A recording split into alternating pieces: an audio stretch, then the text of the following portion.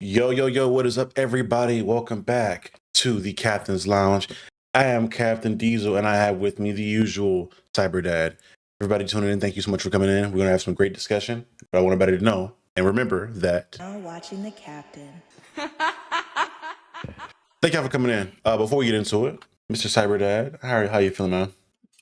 I'm feeling all right, man. Chilling. Been working a lot lately. Had a first actual on the job experience at my current position. The pressure is real, but outside of that, man, I've been pretty good. Staying out the way, enjoying life. I felt that. Well, side stuff, gaming wise, personal line, what you got going on? You been playing something recently? Yeah, I've been playing. I've been back in Pokemon actually. You and a few others have actually got me back into playing Pokemon Sword and Shield real tough to the point where I'm back streaming, and it's been a good time. It's been a really good time. I didn't know how much I missed playing Pokemon. There's been that, and I'm launching my personal website here within the next 3 hours. So I got that going on. But yeah, man, I'm really, really excited. It's been really good. Hey man, same here. I've been really working on content, trying to pump this stuff out. Trying to, the Kai Mafia-thon 2 is over with now. And I will say that man's drive and motivation has really inspired me, especially seeing his speech at the end of how hard that shit was and how much effort and time he put into his stuff. That kind of stuff really motivates me to keep creating in general, keep it pushing. But I digress. We're gonna get right into it, man. But as everybody has seen from the title, from the thumbnail, we have news from Mr. Elon Musk on his end. He apparently is looking to build a AI gaming production studio. This is a little wild to say, because I didn't think this was a thing that, I'm not gonna say was it possible, but we'll get right into it. So because I like to show the receipts and show the notes, I'm going to get into the article we have for you guys today. And this is from Insider Gaming. Elon Musk has said on X, formerly Twitter, that he is going to launch an AI game studio to make games great again, which is a wild statement to say. I guess we're just throwing that in everything now, apparently. In the tweet, because this was a tweet that he put out, Musk says that there are too many game studios that are owned by massive corporations, and that XAI will soon have its own game studio. What the game studio will look like is unclear, but in recent years, studios have increasingly relied on AI to cut spiraling costs and help creative ideas.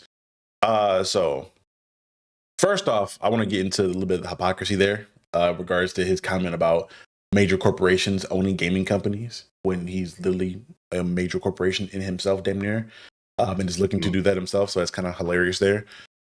Secondly, I want to talk to you because you've been the main guy I know what AI is. So I want to have this conversation with you in regards to how you use AI to improve your daily life, workflow, things of that nature. What do you know about AI and usage in regards to gaming and game developing? And how do you feel about this in general? Oh, man. Oh, excuse me. I'm sorry. But I'll say this. AI in general, as a tool, is being used every single day to simplify and make workflow a lot easier. Developers are using it. It is the quickest way of using Google, researching what code needs to be placed there, and knowledge of just going over that. So AI is a great tool. Now we get into sticky situations when we get into the creative side of it. So like the functionalities, the brain of it is just code based. So I believe AI will be perfect to use that. Now, when it comes to the creativities like character designs, world building, I believe that should be more of like a self expression. Like, hey, I've thought of this idea and I'm drawing this out. Or you can use AI to like help you flesh out your idea, and you go back and you edit that picture or that character and make it better into your vision. AI is not perfect. It definitely still has errors. You have to train it to get what you want. So there's that. But my opinion on Mr. Elon himself, I don't like it. I actually absolutely hate it because he is, if you know anything about him and people in the tech industry, he's a complete fucking idiot and no one likes him. In what regards? He doesn't know what the fuck he's talking about. So I'm curious how much, because I don't know his educational background. Are you aware of was he like an engineer, or is he just a good businessman? He's a very good businessman that was handing down good money. Now he's smart in certain areas, but when it comes to like the day-to-day building and stuff, no, he's not. And then you can see that within when he bought Twitter or X, he fired people that were extremely beneficial to the company. And he thought he can just like, cut them off. Like, no, you actually need these people because they're the ones that run everything that you need to keep functioning in that. So no, I'm not messing with that. I saw that in regards to there being like a lot of technical issues with Twitter after, because I'm not calling that shit X, shit's stupid. After he took over, there's like a lot of issues there, and a lot of people that were there to fix the back end stuff he had fired in that moment because he had kept the cost. And most important thing out of that is they've been having a lot of difficulty when it comes to monetization and sponsors on there, because everything has been like so either right leaning or the way he's taking in regards to some of the community building aspects of it. I know a lot of different like sponsors have been pulling out from putting their content and paying to put their stuff on Twitter. So they're losing money in some of that aspect as well. I low-key feel like he's about to run it into the ground, and Blue Sky or whatever the alternative app may be, we may be forced to go over there. At least for creators, because I think the way it's going to work is obviously people are going to be following where the creators are because that's where the content is when it comes to like memes, clips, things like that. Once Twitter isn't profitable anymore, people are going to go to where the next bag is. And therefore, the people that are the audience of those people are going to follow them in suit. Now, I think Twitter will still be around as like a big tool because, you still have a lot of the OnlyFans girls or a lot of those companies that get stuff off that isn't safe for more family, I guess, environments when it comes to stuff like that, like IG. They're probably gonna stay on there. It's easy to promote that stuff on there, and I think you can. You see a lot of it. You click the wrong tab or search the wrong thing in Twitter, and you go down a rabbit hole, and your timeline was fucked up at that point, and then you can't open it in public. But I think there's gonna be a transition out of that soon. Yeah. Also, within that article, some things that pointed out that was kind of frustrating and annoying is that he's saying games are too woke now. And I'm having a really tough time trying to wrap my head of what games are too woke. Now, from my scene of like games that had a lot of backlash was, The Last of Us 2. They had a very bad issue with Ellie being she's gay in the game. We all knew Ellie was gay back in The Last of Us 1.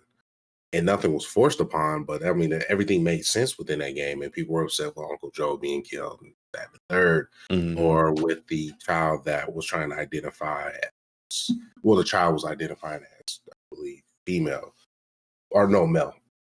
And they forget to realize that we're in an apocalyptic time, and the cult that was out there killing everyone who thought differently, that's happened in movies. So that's a real that's a thing that's happened so many times in movies that it's in a game where it's like people are deranged when they get into an apocalyptic time. So that's neither here nor there. I think the recent most controversial one was not what is the game? Dragon Age. Dragon Age. That was the latest one with wokeness. Now with that one, it's more of the lack of not lack, but terrible dialogue and how things are presented. Yeah. That's bad in that sense. But outside of that, wokeness is being mentioned as people of color being lead characters, women being lead characters. Assassin's Creed having a black samurai and a female ninja. Yeah. And it's like you're saying this is woke, but I'm like, you're saying it's not historically accurate, but in past Assassin's Creed games, I got to fight Thor or a Sphinx. And I'm like, when in any of that was historically accurate, or jumping off the tallest castle pillar into a haystack and nothing happens to me. Where of any of that is historically accurate? I'm like, people forgetting that games are, one, is a hobby, then it's an Mhm. art form. If you not agree with that art form, of course you can be opinionated. Everyone has one, but you don't have to keep going out and say everything is woke because it is not a white male leading the game. It doesn't have to be like that. You have to be creative in the sense of that. So it's just there's a lot going on, and he's saying games are too woke. I'm like, you are a carbon copy of the man you supporting, and you want to be a part of the government official background of that as well. So I'm Yeah. cool. And we've talked. I've talked about this a couple times when it comes, mostly in regards to Assassin's Creed Shadows. Um, People just be honest about what you don't like about stuff. Because if you say that you are, hey, I don't like women, I don't like people that don't look like me in my games. Cool. You know what? I understand it. I get it. Fuck you, but I get it. I get it. You're being. I respect you more for being honest about why you don't like something versus carrying on about historical accuracy, about people not really existing in a time period, about the the plausibility of somebody may or may not being a samurai in that time period and being a jester. Whatever it may be, we've changed media around to be entertaining. This is entertainment at the end of the day. And at least in my opinion, this entertainment has to fit what the world looks like. The world is very diverse. We've gotten a plethora, and I mean a extreme plethora of white male protagonists in video games for a long time now. It's okay to have a few games be different and be that. Especially in the series with Assassin's Creed, where most of the main characters in that franchise have been either Caucasian or white passing. Like Altair was Middle Eastern, but again, he had like white skin and looked like a white male. Exio was an Italian white man. Connor was Native American, so I'm not going to count him. Edward Kenway, his grandfather, a white man in the middle of the ocean. Like you had like more than half the games star a white male protagonist. We can change it up a little bit, especially in the game where we've been asking for Assassin's Creed Japan forever. Just because it's not a Japanese man, now there's an issue. Stuff like that, I try not to feed too much into. It annoys me a little bit, but I digress. But in regards to the game studio thing, to your point, I'm hoping, and I'm hoping this is the optimist in me, that when he says AI, and I can let me look at the exact quote, make sure I'm not misconstruing his words exactly. He says X AI will have its own game studio. I'm hoping that this studio, to your point, like you said earlier, is like where AI is used to assist in the workflow to speed things up. And he isn't just thinking he can just create AAA titles by putting in the right prompts and pumping out a game. I'm hoping this is, and I don't think he's that stupid. I don't think he is. I think he's a better businessman than that. Something else that's interesting in along with this whole article is that I've heard rumors and seen articles and rumoring that he's looking at buying Hasbro. So people that aren't aware with Hasbro, that comes Power Rangers, I'm pretty sure. That comes with G.I. Joe. That comes with Barbie. That comes with like Uno and all those toys that are associated with that. So there's some pretty big IPs that are associated with Hasbro. So maybe that means we get more games like that in the future, hopefully with the AI. Because I'd assume if he did that studio, like he'd buy those IPs. I doubt he'd work on trying to establish new IP and new games based on that. But Like, is that progressing the gaming industry, or are we just rehashing things to keep Mike Jordans just keep releasing the same Jordans yearly? And that's just like, you want to grow the game industry. Like, how can mhm, we present Mega Man in a different way? Like Sonic did a great thing with the latest Sonic game. Like, I love what they did with it. And right. so you want to progress the gaming industry. How can you innovate that? That's going to take people within the game industry that knows what's going on. And so we've seen it with Amazon. We've seen it with Google, that they thought they can just use their endless amount of money to actually build something from that. And Google Stadia is no more. Amazon Gaming Studio is in shambles. So you can't name anything that these people produced with these deep bags that was beneficial to the game industry. Hmm. Where you have the people who did Baldur's Gate 3, they changed the game industry. They innovated. They brought people into a different genre of gaming. Like that's what you want to do in the game industry. You want to introduce people to different genres, different forms of media to be entertained, to enjoy what they love. And right now, he's allowing the vocal minority to sway his opinion and viewpoints of the gaming industry because people are crybabies because they're not getting it their way. You hear it all the time in fighting games. You hear it all the time in shooting games. Like, you need to change this because I'm not good enough to use it. You want to be different. So how much out of curiosity, because I'm gonna go back into that point as well in regards to I want to speak really quickly though on the vocal minority. Because we know, like, for people that aren't aware, like, just the average age of a gamer is like what, like 34, 35, something around there, I think. Like, for people that like purchase games frequently and actually play them on a frequent basis, the average age was around 34, 35. So it's an older audience base there. Yeah, my age group, my generation. Yeah. So as y'all are getting older, the average age is going up. I feel hey, careful now. I mean, it's some simple math. The older y'all get, that demographic is going to get older. And that then again, here comes the next generation along with that. And one thing I'm noticing, and I use 2K as a prime example because 2K for me generally feels like I feel like has a younger gaming demographic in regards to who plays that game. Like a lot of old heads play the game as well. Don't get it twisted, but I feel like there's so many young people that play that game. Hopefully, you literally either in hopes of being a content creator from that because of the how many people put on, or just playing it just to play it.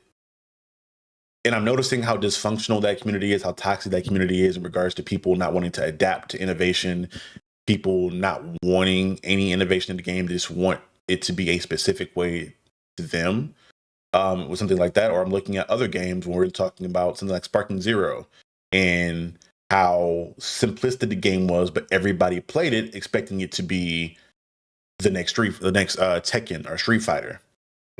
I feel like we're in like a weird paradox now to where there's not that many actual gamers in regards to people just adapt to new stuff.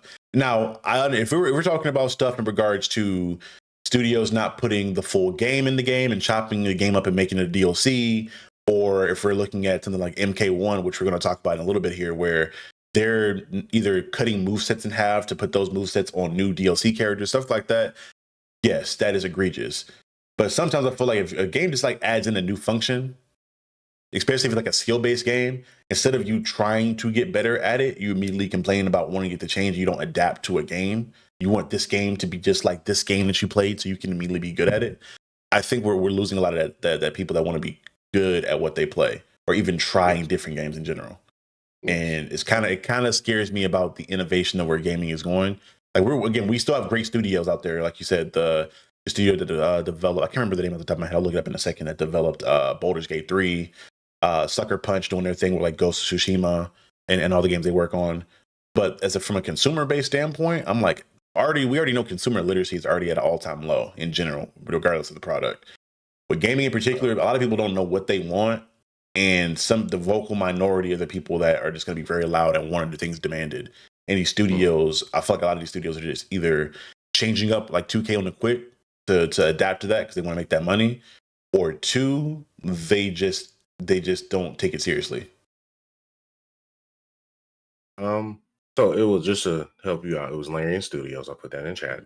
Another studio as well as From Software, because those From Software does not bend to the vocal minorities. Like, you need to put a easy mode in here. It's like, no, you will adapt to the creation that we've made, and you'll experience what we want you to experience. And I'm like, that, I believe that's good. And they, of course, they leave cheeses in there in ways and forms to make your play style easier. And of course, you have the try hards, like, oh, you made an easy build so you can run through the game. Absolutely, that is my easy mode.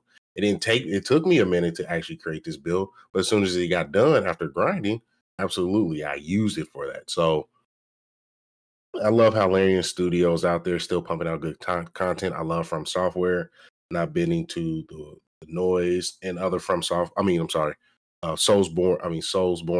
game supporters as well. Not supporters, but game Souls-like. I'm sorry, not Soulsborne. Souls-like games like Lies of P, and games of that nature who were definitely influenced and who created their own type of Bloodborne or Dark Souls 3 or things like that. So I really support those.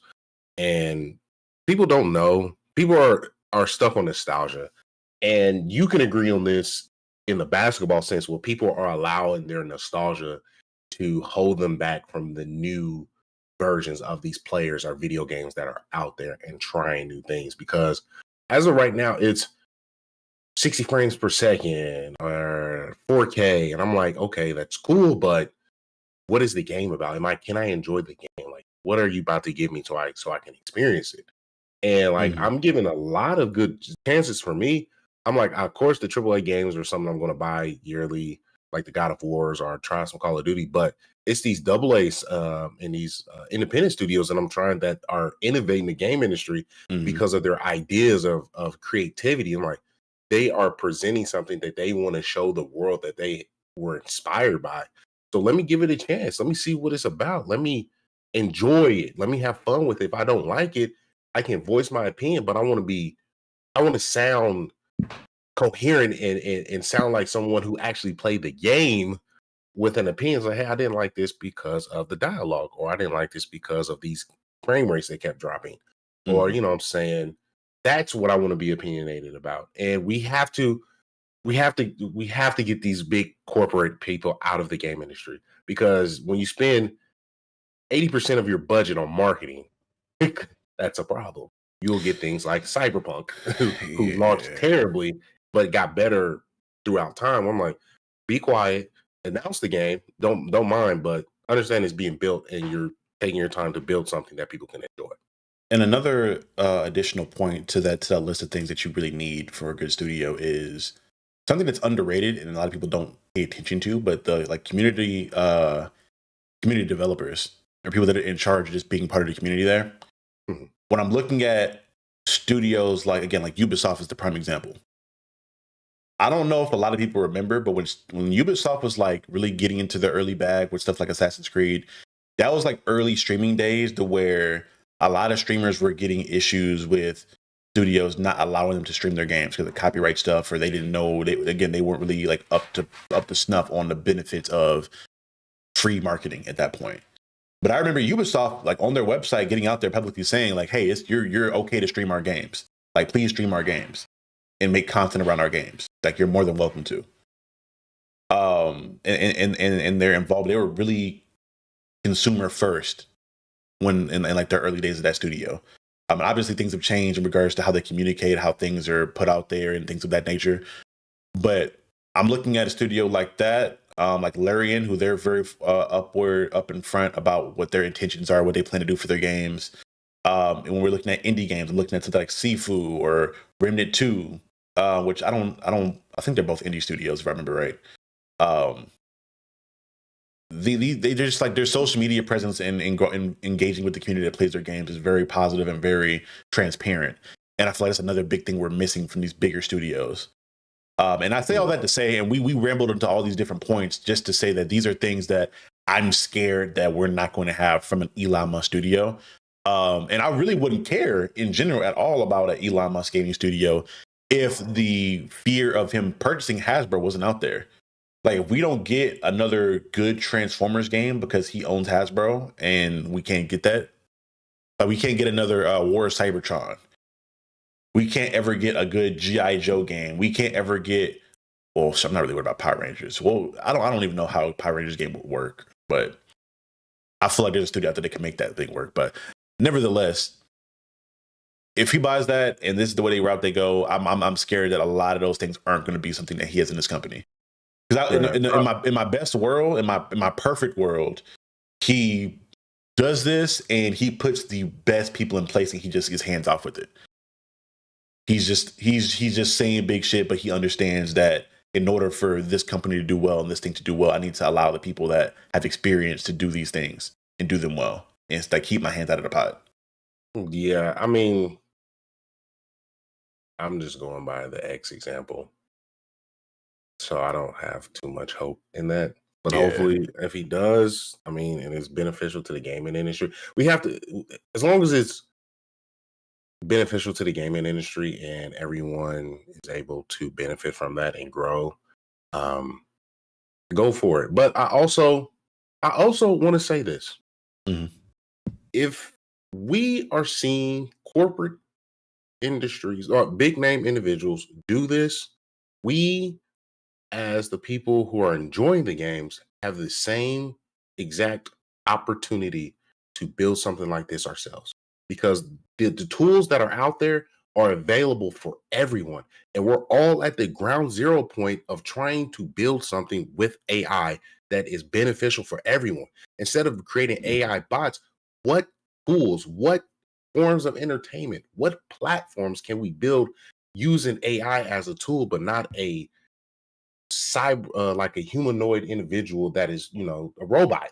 You know what I'm saying? So Mhm. if you see Elon Musk building a gaming studio, um, you do it. You pay the monthly subscription to use AI and start using it as a developer and try these things out for yourself and see what you can create from it. Work with other people within the industry and have them uh fix the make it they polish it up for you, and then you can challenge individuals like that. Like, we're now at the point, in my opinion, where tools we have the necessary tools to build what we want. We have the Mhm. necessary skill sets. There's so many resources out there for us to be successful and create things like this, that we can be vocal about our opinions about people that we might not agree with, but Mhm. we should have the initiative to go out there and do it ourselves and build from that.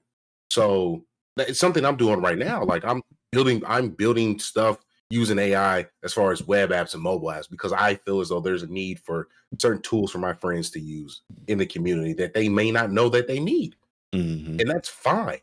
Yeah, I don't have the big names like some of these other people, but guess what? I have the creativity. I am more ambitious than a lot of people, so I can do that myself. And I believe other people should do that as far as with gaming. Hey, if you got an idea, use AI to help you create a character.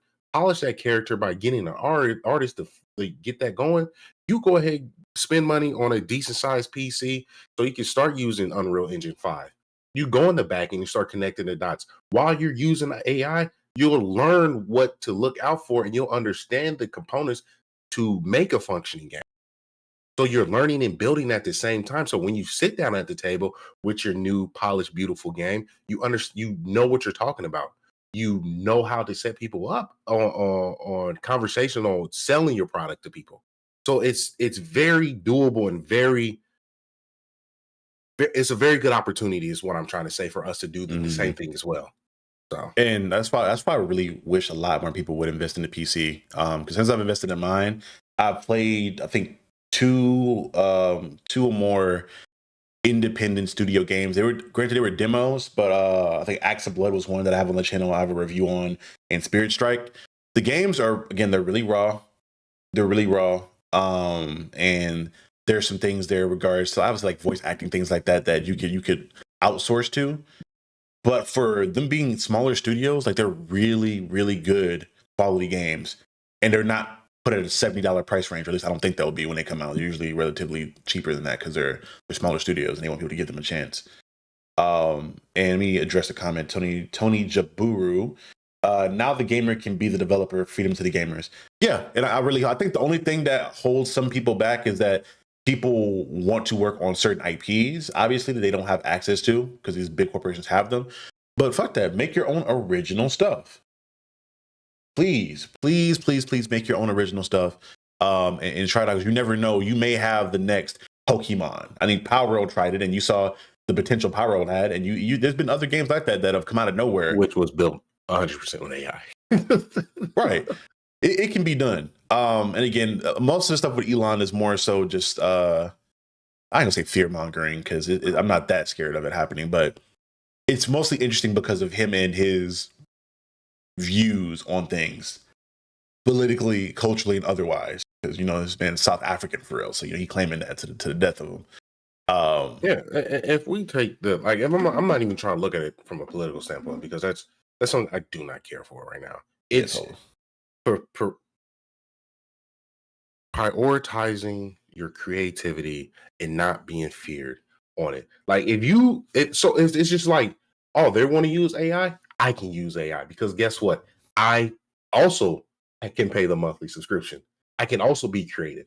And one thing that people need to realize, the biggest power behind creativity, I mean, for gaming, is the community. Create a community that you can produce a game for, and word of mouth is going to spread faster than any bot can when it comes to your game, because you are supporting your community. You are producing something that they enjoy. And like Larry in studio, if something's wrong with the game, they'll be like, oh, okay, let's go ahead and look into it. And you give them options and you communicate, you have fun with the community because you're building something for them.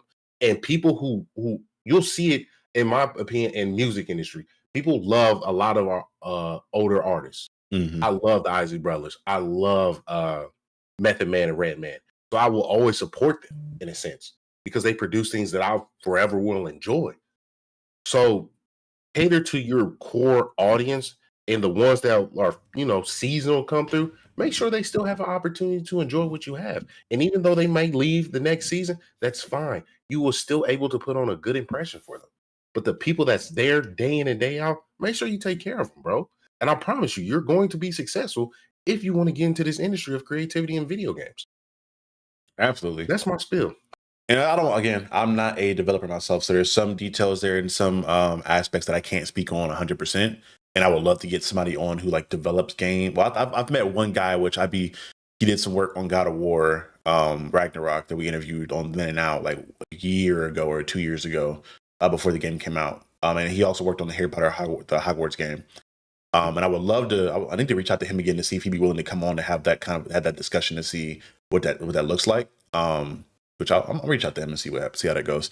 I got somebody who actually is working in Unreal, developing his own game. So yeah, we can bring people on. Yeah, say less, because I would love to get a perspective from an actual developer on this and what that looks like and how difficult it is. And that was a big thing that I looked at when I was looking at when I did my Isekai video and looking at how difficult it was just to produce an episode of an anime and like what those animators go through and like how long a singular cut is and things like that. I really want to deep dive and just get people that are only looking at this from a consumer aspect of like how difficult it is to actually do these things and make these products. Shout out to Ray Clark. Appreciate it, man. Appreciate you for coming through. Funny enough, we're gonna get into another game here.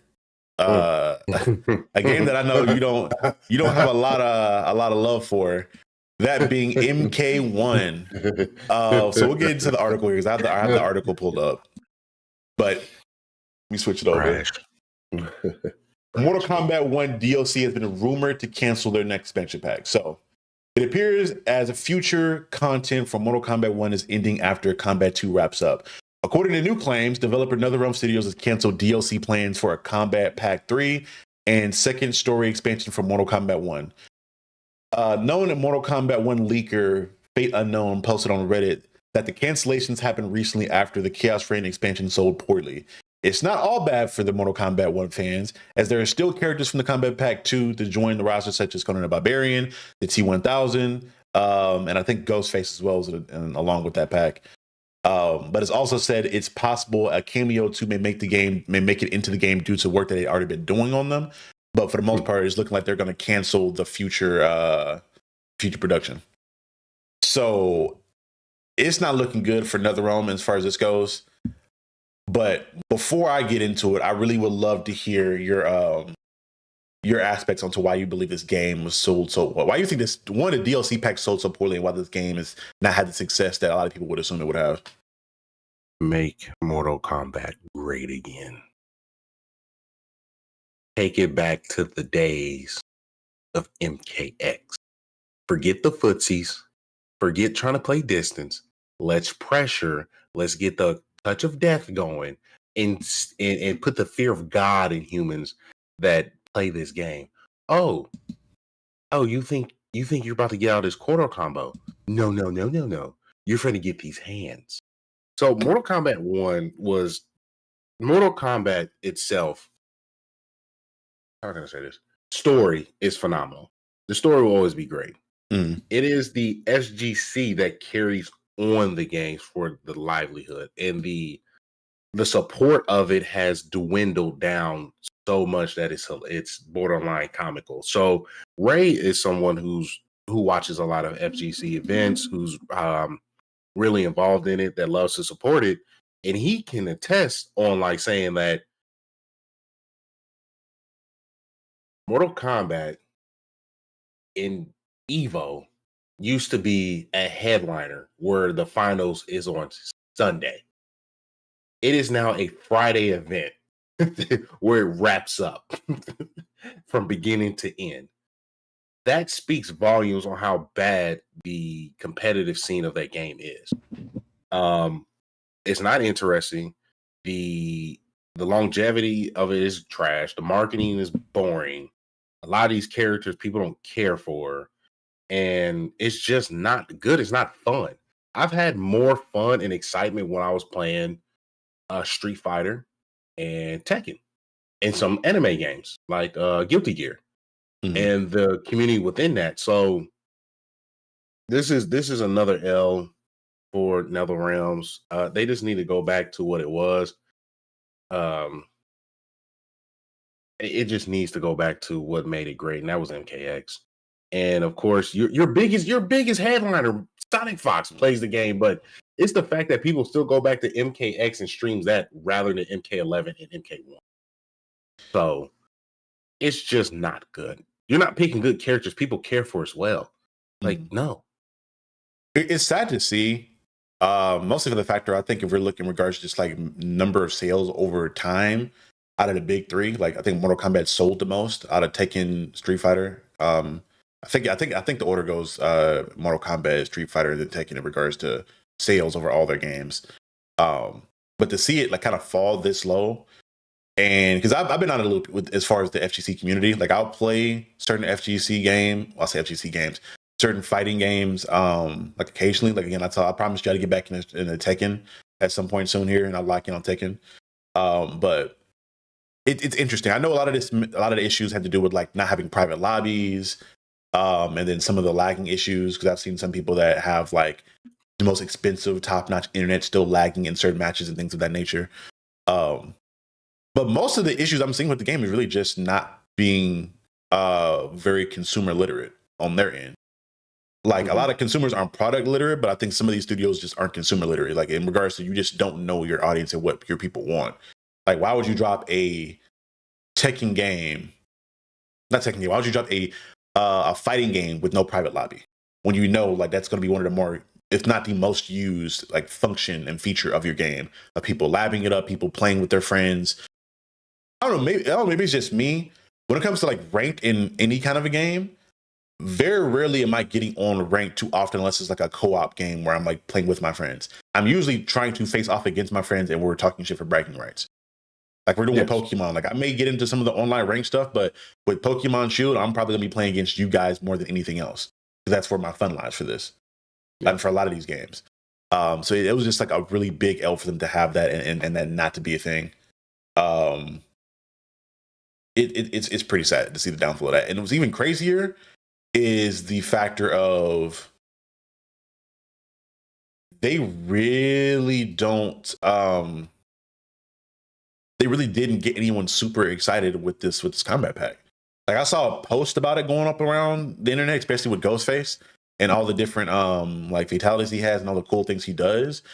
But if that's not getting your fan base excited and that's not bringing in outside people to come try the game out, especially the horror community, because they've usually done pretty well with these expansions over time with like Kratos, Predator, you got Homelander and Omni-Man in this game who are also like really hot right now in regards to their IPs, and that still didn't keep players in. If that doesn't go to show you that like you throwing money at the issue and having the cool shiny toy won't do much if you don't really lock in on the game itself, I don't know what's a better example. Right.